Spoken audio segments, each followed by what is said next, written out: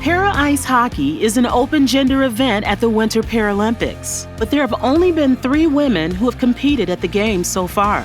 Aiming to change this, the World Para-Ice Hockey Federation launched the first sanctioned competition exclusive for women in the sport. I'm here at the official first Women's World Challenge. The Women's World Challenge was one more step on the journey of expanding female participation in para-ice hockey worldwide.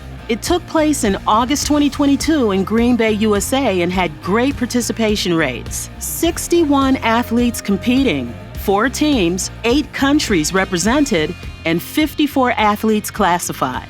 I think this tournament's been a fantastic example of initiatives to support female sport. We're excited about all of the press and the excitement that we can see at this event, but also hoping that, the spreading the word will help more countries to decide that they want to build a para-ice hockey program and join and hopefully have the growth of multiple countries per year.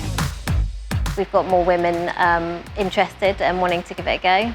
So hoping that we can make that bigger and get more women involved, wanting to be involved in the sport. Some of the athletes who competed in Green Bay took up the sport after participating in development camps. Dina Grinberger was one of them. In December 2021, she was among roughly 15 players and coaches who took part in the World Para-Ice Hockey Development Camp in Ostrava, supported through the International Paralympic Committee's NPC development program. That was kind of a turning point to start to actually wanted to do that. In these camps, female players can learn the basics of the sport and get inspired to start training. I think it sort of was where my journey began for me within the sport, gave me a taste for it, made me wanted to get back on the ice as soon as I could.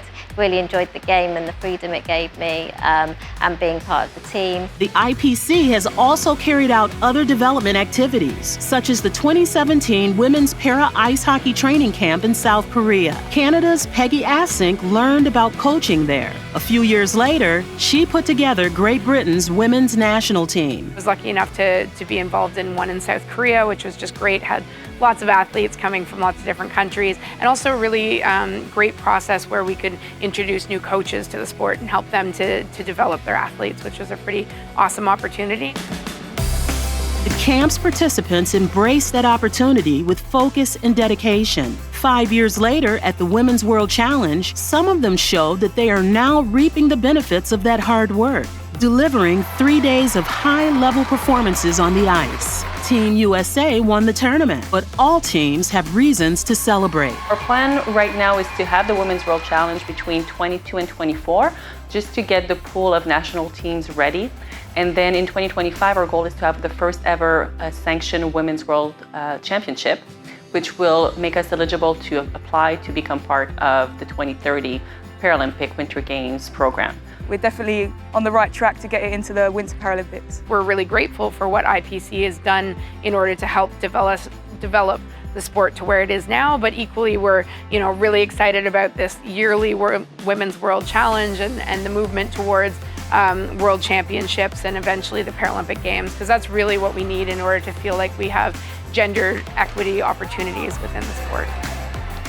It is a long journey, but that's the goal. It's for them to be here and have something to work towards, because if you're training by yourself at a rink in your own country and you don't have something to work for, it's easy for some time to just lose the focus of what the long-term goal is. So for us, committing to having this event on an annual basis will hopefully push the people on the ground to do the recruitment and do the training, because there is something for them.